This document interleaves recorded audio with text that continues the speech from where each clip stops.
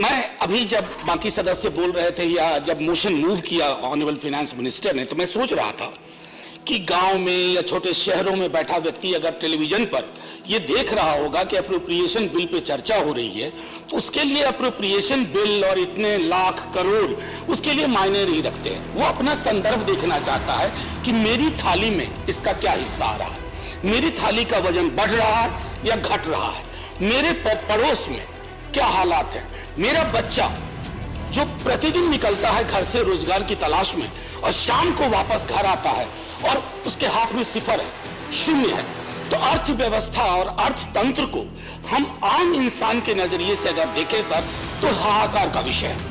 अब आंकड़ों की बात मैं करता हूं। मैं मानता हूं कुछ दिन पहले एक आंकड़ा आया, प्रधानमंत्री जी बेहद लोकप्रिय है, अरे कोई संदेह नहीं है, सचमुच बेहद लोकप्रिय है।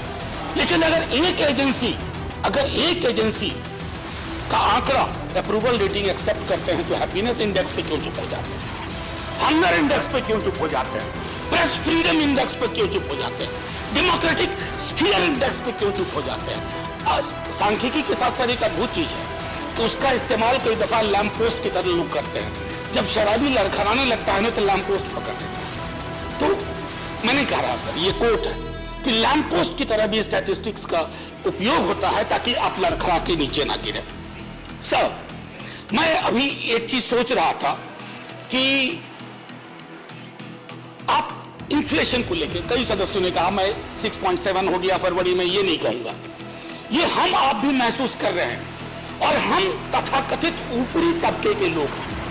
अगर महंगाई को देखना है ना सर, तो आंकड़ा सीपीआई इस इंडेक्स से नहीं, सीपीआई का मतलब कम्युनिस्ट पार्टी ऑफ इंडिया नहीं, वो सीपीआई वो वाला, तो सीपीआई उस आंकड़े को देखिए कि लोगों की जिंदगी को ये कैसे प्रभावित कर रहा है। उज्ज्वला एलपीजी के बारे में नहीं कहना चाहता।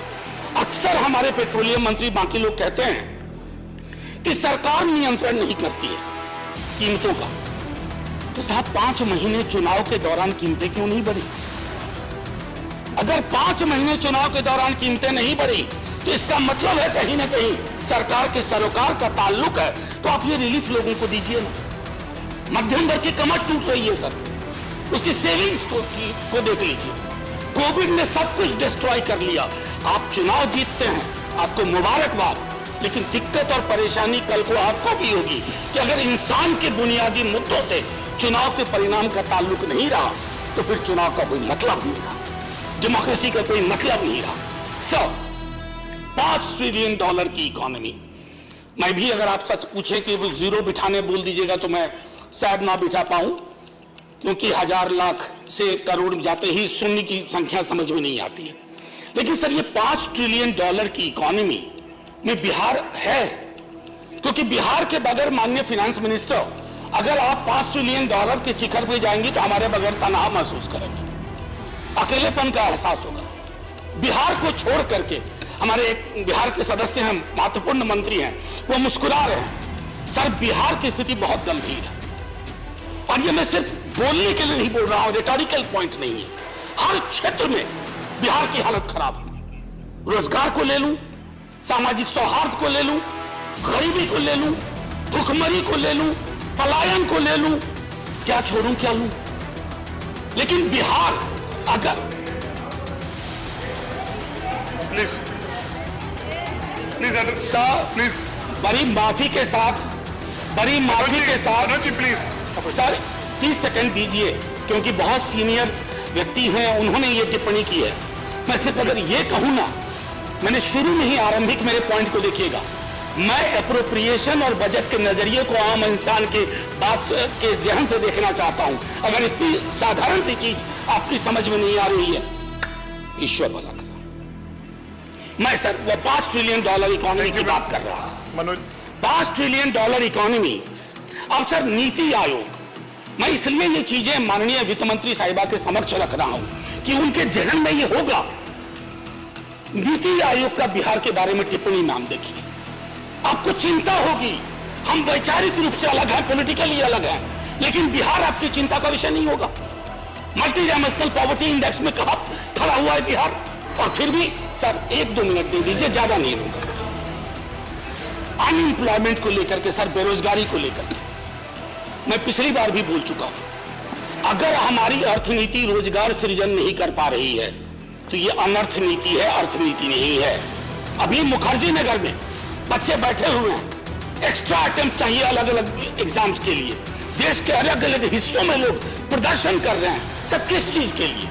रोजगार एक मौलिक चीज है, ये खैरात नहीं है, संवैधानिक। आप डायरेक्टिव प्रिंसिपल्स को देखिए, उसमें इसका जिक्र है सर। आखिरी सोशल सेक्टर को लेकर के, खुद पिछली बार भी मैंने कहा था, सोशल सेक्टर में जो कंट्रीब्यूशन है, जो बजटरी एलोकेशन है, या तो नेग्लिजिबल इंक्रीज है या डिक्रीज है।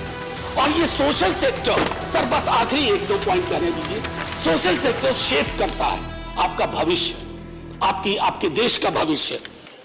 खास करके ग्रामीण उपभोग को अगर मैं देखूं, वो भी एक चिंता का विषय है सर। 8 वर्ष में सबसे नीचे है। एमएसएमई में 40% MSMEs either have closed down or are on the verge of it.